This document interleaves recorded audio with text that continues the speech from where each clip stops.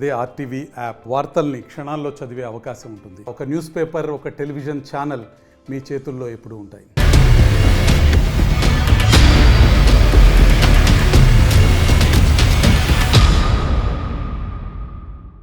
AP assembly ఎన్నికల్లో గెలిపే లక్ష్యంగా అన్ని పార్టీలు కూడా ప్రచార పర్వంలో దూసుకు వెళ్ళిపోతున్నాయి.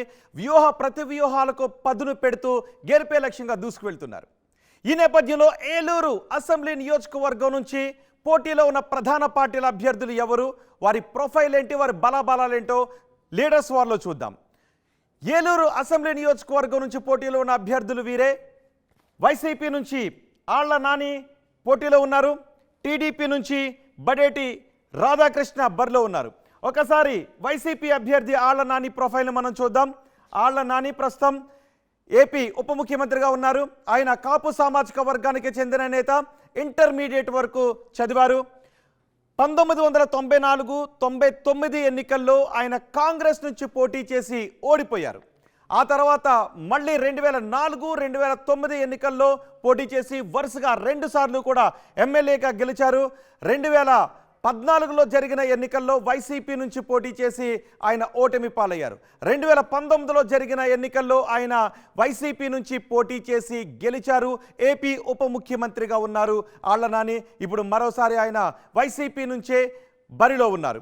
ఇక టీడీపీ అభ్యర్థి ప్రొఫైల్ని మనం చూద్దాం. టీడీపీ నుంచి బడేటి రాధాకృష్ణ బరిలో ఉన్నారు. ఆయన కాపు సామాజిక వర్గానికి చెందిన నేత.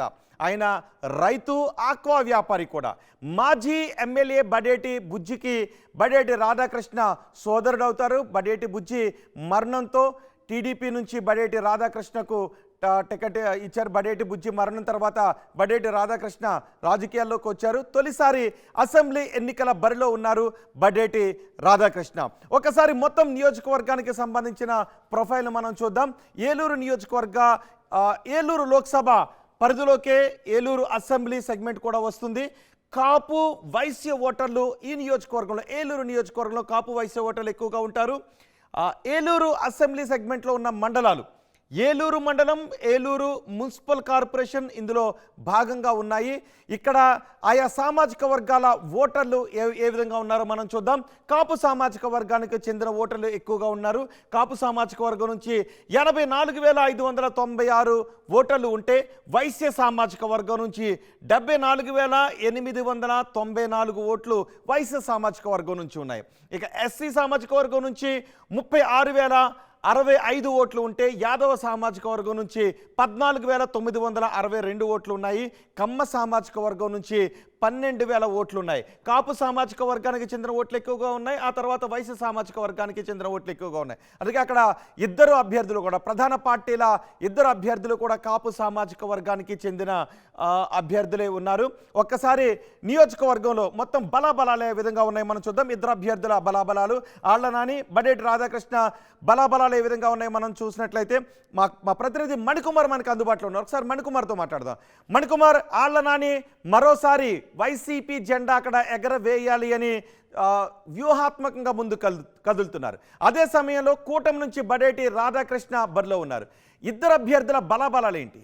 ఏలూరు నియోజకవర్గానికి సంబంధించి ఆసక్తికర రాజకీయ పరిణామాలు చోటు చేసుకుంటున్నాయని చెప్పాలి. ముఖ్యంగా ఇక్కడ సిట్టింగ్ ఎమ్మెల్యేగా ఉన్నటువంటి వైఎస్ఆర్సీపీ ఎమ్మెల్యే ఆళ్ల నాని వచ్చే ఎన్నికల్లో కూడా పోటీ చేయనున్నారు. ఇప్పటికే ఆయన 3 సార్లు ఎమ్మెల్యేగా గెలుపొందారు. 2019లో ఎన్నికల్లో గెలిచిన తర్వాత మంత్రివర్గంలో ఆయన చోటు సంపాదించుకున్నారు. ఆరోగ్య శాఖ మంత్రిగా కూడా ఆయన పనిచేశారు. కరోనా పీక్స్ టైంలో ఆయన నియోజకవర్గంలో పర్యటించి అందరికి కూడా ఆరోగ్య శాఖ మంత్రిగా బాధ్యతలు నిర్వర్తించిన పరిస్థితి. అయినా ఇప్పుడు 2024 ఎన్నికలకు సంబంధించి ఆయన ఇప్పుడు అభ్యర్థిగా పోటీ చేయబోతా ఉన్నారు. 2024లో వైఎస్ఆర్సీపీ నుంచి ఆయనే బరిలో ఉన్నట్టు కూడా వైసీపీ అధిష్టానం ప్రకటించింది. ఆయన నియోజకవర్గంలో సీనియర్ నాయకుడు, అదేవిధంగా 3 సార్లు ఎమ్మెల్యేగా పనిచేశారు, మంత్రిగా పనిచేసిన అనుభవం ఉంది. కాబట్టి ఆ నియోజకవర్గంలో వచ్చే ఎన్నికలకు సంబంధించి ఖచ్చితంగా వైఎస్ఆర్సీపీ అభ్యర్థిగా తన గెలుపొందుతానని ధీమా వ్యక్తం చేస్తున్నారు. ఏవైతే రాష్ట్ర ప్రభుత్వం చేపట్టిన సంక్షేమ కార్యక్రమం, అభివృద్ధి కార్యక్రమాలు ఉన్నాయో అవన్నీ కూడా తమకి ప్లస్ అవుతాయి, తామే ఖచ్చితంగా విన్ అవుతాం ఎన్నికలు అని చెప్పి అటు వైఎస్ఆర్ చెందినటువంటి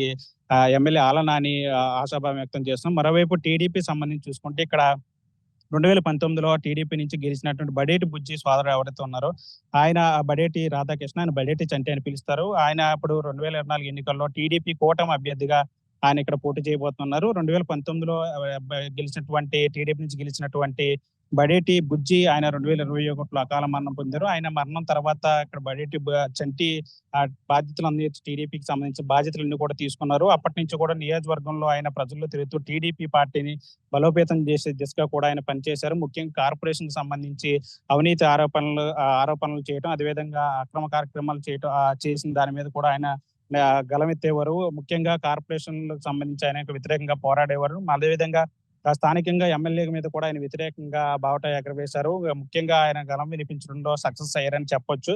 ఆ ప్రభుత్వ వ్యతిరేకంగా ఆయన పనిచేయడంలో, అదేవిధంగా సమస్యల మీద ఆయన ప్రజల తరపున గలం వినిపించడంలో కూడా ఆయన సక్సెస్ అయ్యారని చెప్పొచ్చు. ఇదే నేపథ్యంలో ఆయనకి ఇక్కడ 2024 ఎన్నికల్లో టీడీపీ నుంచి కూటమి అభ్యర్థిగా ఆయన్ని అభ్యర్థిగా ప్రకటించారు. వీరిద్దరూ కూడా కాపు సామాజిక వర్గానికి చెందినటువంటి నేతలు. ఎందుకంటే ఏలూరు నియోజకవర్గం సంబంధించి ఎక్కువగా కాపు సామాజిక వర్గానికి చెందినటువంటి నేతలే పోటీ చేస్తూ ఉంటారు. ఈ నేపథ్యంలో 2024 ఎన్నికలకు సంబంధించి కూడా కాపు సామాజిక వర్గానికి చెందినటువంటి నేతలు ఇద్దరు కూడా బరిలో ఉన్నారు.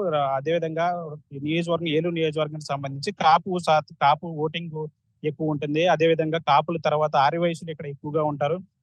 ఈ రెండు సామాజిక వర్గాలే ఇక్కడ గెలుపోవటంలో డిసైడ్ చేస్తూ ఉంటాయి. ఈ నేపథ్యంలో ఈ రెండు సామాజిక వర్గాలను కూడా ఆకట్టుకునే విధంగా అటు వైఎస్ఆర్సీపీ చెందినటువంటి ఎమ్మెల్యే ఆలనాని ప్రచారం తిరుగుతున్నాడు. ఇటువైపు బడేటి చంటి కూడా విస్తృతంగా నియోజకవర్గంలో పర్యటిస్తున్నారు. ప్రస్తుతానికైతే వీరిద్దరూ కూడా పోటాపోటీగా నియోజకవర్గంలో తిరుగుతూ ఉన్నారు.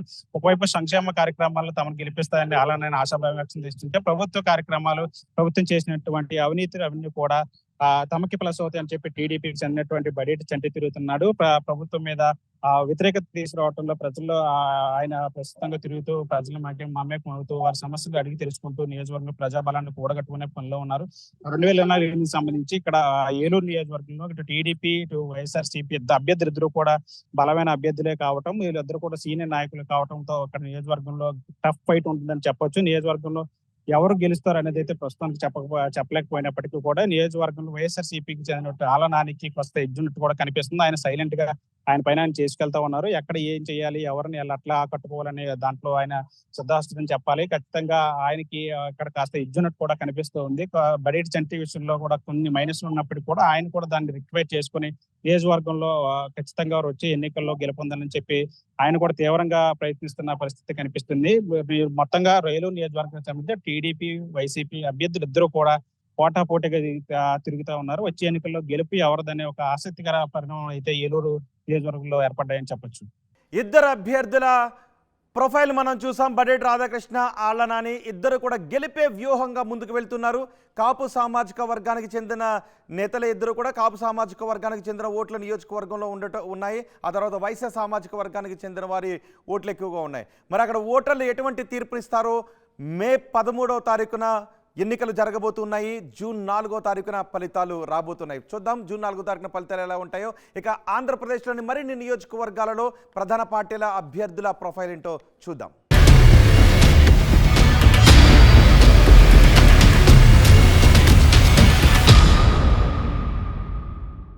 మరిన్ని వీడియోస్ కోసం ఛానల్ ని సబ్స్క్రైబ్ చేయండి. లేటెస్ట్ అప్డేట్స్ కోసం వాట్సాప్ ఛానల్ ని ఫాలో చేయండి.